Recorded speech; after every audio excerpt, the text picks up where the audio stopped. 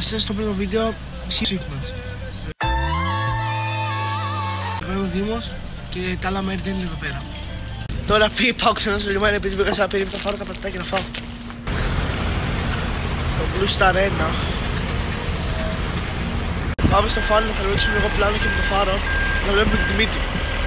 Ένα πλάνο μου, ένα το πλοίο. Θα δείξω και φωτογραφίες που έχω βγάλει. Πάει με 28 κόμβους, έχει χτίσει το 2001 στα Netherlands. Σας λέω ρε μαλάκα.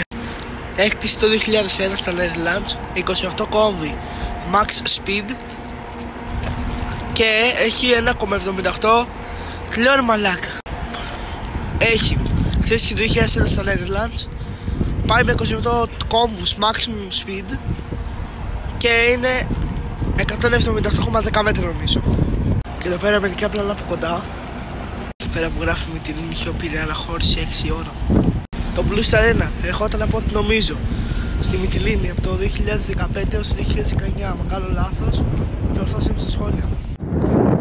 Λοιπόν, είμαστε στο Blue Star 1 εδώ πέρα. Βγάλαμε μερικές φωτογραφίες πριν, βασικά εγώ με έναν άλλο φίλο μου. Αυτός που τραβάει ο κάμεραμαν είναι το άλλο μέλος του αυτού του καναλιού του καινούριου, το Shipmans. Και να σας δείξω τώρα τις φωτογραφίες που έχω βάλει με το πλοίο μέσα και έξω. Λοιπόν, αυτό είναι το νέο μέρος του καναλιού, παιδιά. Δεν ντρέπετε. Το Blue Star 1 πήγαμε το είδαμε. Ναι, πήγαμε το είδαμε. Τώρα κλείνει η πόρτα, μάγκες. Ναι, δεν ξέρω. Δεν πέτω που συνέβη. Άμα δεν έχω άλλο μικρόφωνο σε όλες, δεν έχω μικρόφωνάκι. Έφυγε ο Γιώργος από το άλλο μέλος της ομάδας. Πήγε σπίτι του. Να τον Blue Star 1. Πέρασε πολύ ώρα από το τελευταίο γύρισμα. Έχει τελειώσει το βίντεο. Ελπίζω σας άρεσε, κάντε like, subscribe. Τα λέμε.